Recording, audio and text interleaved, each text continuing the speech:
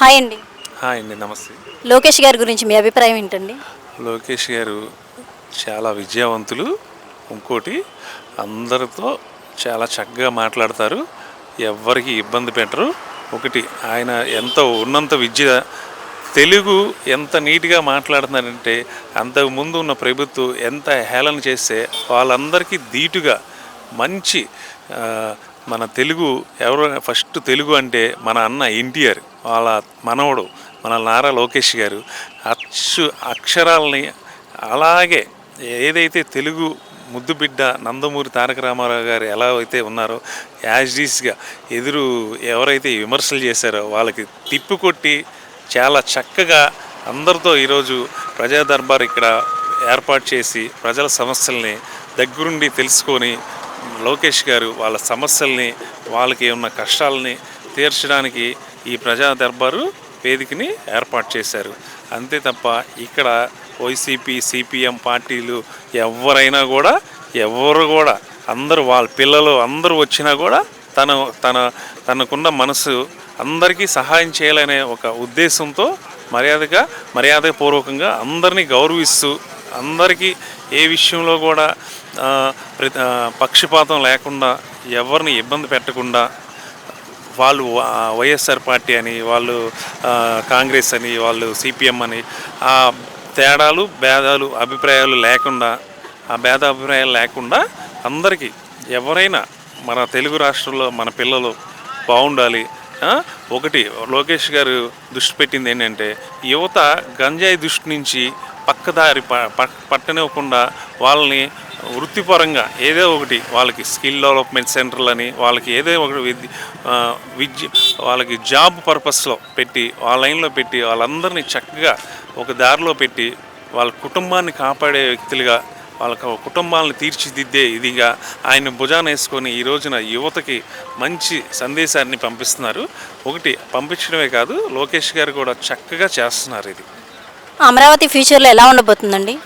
అమరావతి మనం మొన్నటిదాకా ఒక గత ప్రభుత్వంలో ఎలా మాట్లాడారంటే, అమరావతి రైతులందరూ కలిసి స్వచ్ఛందంగా అమరావతి ఒక రాజధాని కావాలని భూములు ఇచ్చారు. అంతే తప్ప ఇక్కడ ఎవరు లోకేష్ గారు కానీ చంద్రబాబు గారు కానీ వాళ్ళు ఎవరికి ఇక్కడేం ల్యాండ్స్ ఏం లేవు. అవన్నీ అపోహలు. ఒకటి, డెవలప్మెంట్కి ఇచ్చారు. అమరావతి రాజధాని కోసం ఇచ్చారు రైతులు. ఆ రైతులకి రాజధానిలో వాళ్ళ పిల్లలు వాళ్ళతో పాటు రాజధానికి వచ్చే ప్రతి ఒక్కరూ కూడా ఎంతో సంతోషించారు. కానీ గత 5 ఏళ్ళలో ఏం జరిగిందంటే, దీన్ని ఒక శ్మశానంగా మాట్లాడిన మంత్రులు ఉన్నారు. ఇది ఒక పందుల దొడ్డి అనే విధంగా మాట్లాడిన వ్యక్తులు కూడా ఉన్నారు. అదంతా తప్పు. ఇక్కడ గత చంద్రబాబు నాయుడు గారి ప్రభుత్వంలోనే బాగా డెవలప్ చేశారు. రోడ్లు కానీ, భవనాలు కానీ అన్నీ ఇంచుమించు 80% అయిపోయిన బిల్డింగ్లను కూడా అలాగే పనికిరాని విధంగా వీళ్ళు తయారు చేసుకొచ్చి, దాన్ని ఒక్క వర్క్ కూడా స్టార్ట్ చేయకుండా బిల్డింగ్లు అలా పాడైపోయినాయి. కానీ గత వైసీపీ ప్రభుత్వంలో ఆ బిల్డింగ్లని కొంచెం కూడా ముందుకు తీసుకెళ్ళిన పరిస్థితి. తర్వాత మన ప్రభుత్వం ఎప్పుడైతే చంద్రబాబు గారు వచ్చారో, అలాగే ఎన్డీఏ కూటమి ఎప్పుడైతే గెలిచిందో, అందరూ దీని మీద పవన్ కళ్యాణ్ గారు అయితే కానీ, చంద్రబాబు నాయుడు గారు, అలాగే లోకేష్ గారు, మోడీ గారు మన అమరావతికి ఈసారి గట్టిగా, అమరావతి అనేది ఈసారి ఆంధ్ర ప్రజలు అందరూ మనసుల్లో గట్టిగా ముద్రించేలాగా వర్క్ జరుగుతుంది.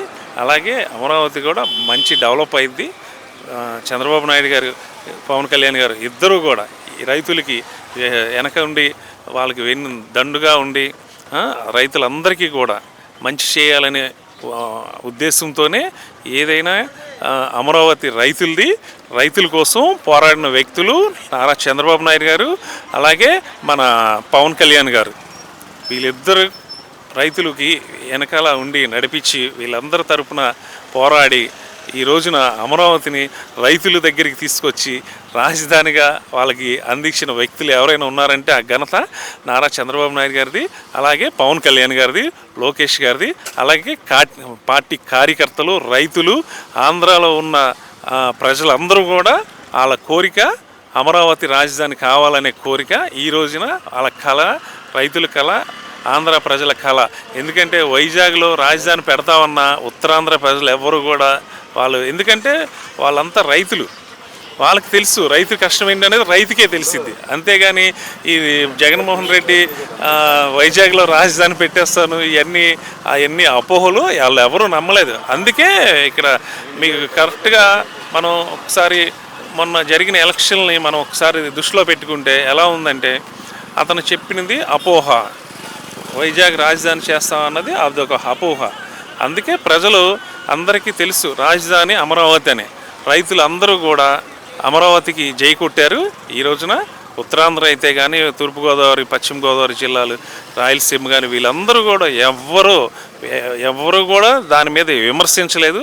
అమరావతి కావాలనే ఉద్దేశంతోనే అందరూ కూడా ఈసారి 2-3 పార్టీలను గెలిపించి, ఇక్కడ ఎన్డీఏ కూటమిని గెలిపించి చక్కగా ఆంధ్ర ప్రజలకి, అలాగే తెలంగాణ వాళ్ళకి కూడా మన ఆంధ్ర నుంచి ఏ విధమైన సహాయం కావాలన్నా నిన్న నారా చంద్రబాబు నాయుడు గారు అందరికీ పిలుపునిచ్చారు. అందరికీ మంచి చేస్తానని చెప్పి చేశారు.